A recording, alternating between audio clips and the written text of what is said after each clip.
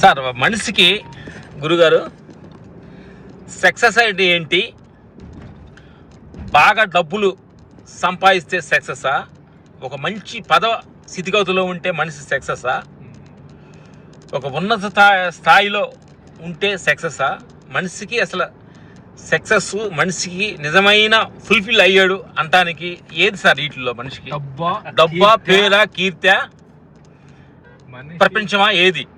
మనిషి సక్సెస్ అవడానికి బోలెడంతమంది బోలెడన్ని సమాధానాలు చెప్పారండి.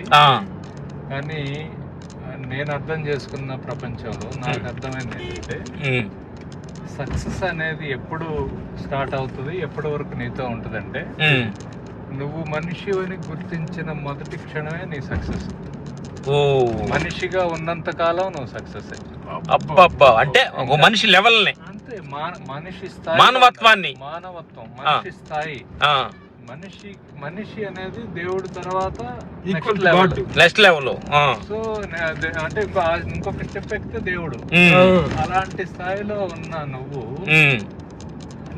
నీ మనిషి తత్వాన్ని అర్థం చేసుకొని మానవత్వంతో ఉండడమే సక్సెస్. మానవత్వంతో ఉంటే ఏదైనా చేయొచ్చు.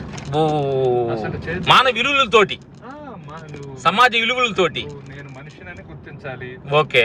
తోటి అన్ని ప్రాణుల పట్ల దయతో ఉండగలిగిన గొప్ప అవకాశం మనిషికే ఉంటది. సాటి మనుషులే కాదు, జీవరాశుల పట్ల, పక్షులు, జీవరాశులు, చెట్లు, నదులు అన్ని ప్రేమ ఉంటదో అంత అధికారం, అంత బాధ్యత మనిషికి కూడా ఉంది. సో అందుకని మనిషి ఎప్పుడు కూడా ఏంటంటే ఆధారపడకూడదు. ఆధారపడటం, దేవుడిని బ్లేమ్ చేయడం. దేవుడు ఏం చేస్తాడు? దేవుడు చేయగలిగే పని దేవుడు చేస్తాడు. దాని మీద ఒక కథ ఉంది. ఒక ఆయన మంచి దేవుడిని నమ్మేవాడు. కానీ ఆయన ఏమనుకున్నాడంటే, ఆ జీవితం అంతా దేవుడిని నమ్మినా కూడా నాకు తృప్తిగా లేదనుకున్నాడు. దేవుడి దగ్గరికి వెళ్ళి దేవుడిని బ్లేమ్ చేశాడు. నువ్వు నాతో పాటు లేవు అంటే, లేదురా బాబు, నీ జీవితం మొత్తం నీతో పాటు అడుగులేసాను నేను కూడా అంటాడు. చూపించంటే దేవుడు ఇట్లా చూపిస్తాడు.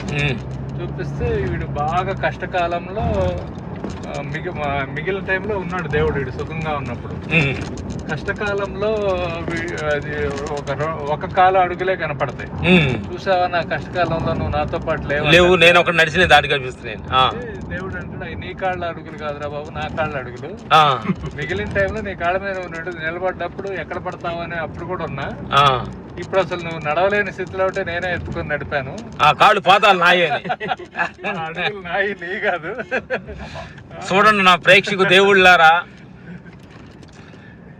నేను చేస్తున్నాను, నేనే ఇది సాధించాను, ఇటంటి కారణం నేనే అని ఎప్పుడైతే మన లోపల అహం పెరుగుతుందో, అక్కడే మనం మనిషి అన్న తగ్గిపోతుంది అన్నాడు అనే స్థితిని శ్రీనివాసరావు చెప్పాడు. అంటే అంటే అంటే ఇప్పుడు ఈ మాట చెప్పిన గురువు చెప్పినాను, మనిషి ఉన్న క్వాలిటీస్ మొత్తం ఎగిరిపోయి అంటే ఒరిజినల్ పోయి డూప్లికేట్ పోయింది. ఎప్పుడైతే నేను అని ఎప్పుడైతే ప్రతి విషయాల్లో ఒరిజినల్ పత్రాలు లేవు, నేను అని ఎప్పుడైతే వీటన్నిటికి కారణం నేనేను. అరే నేనంటే జెరాక్స్, నాదంటే జెరాక్స్, దీనికి కారణం నేనే, నా వల్ల అవుతున్నానంటే జెరాక్స్. అన్నిటికీ కుప్ప కూలిపోయినట్టు మనిషి మానవత్వానికి దిగజారిపోయినట్టుగా ఆ సంగత సత్యాన్ని ఈ సందర్భంగా మన శ్రీనివాసరావు గారు చెప్పారు. Okay, thank you sir. ఈ సత్యాన్ని తోటి ఇంతటితో మీద నెక్స్ట్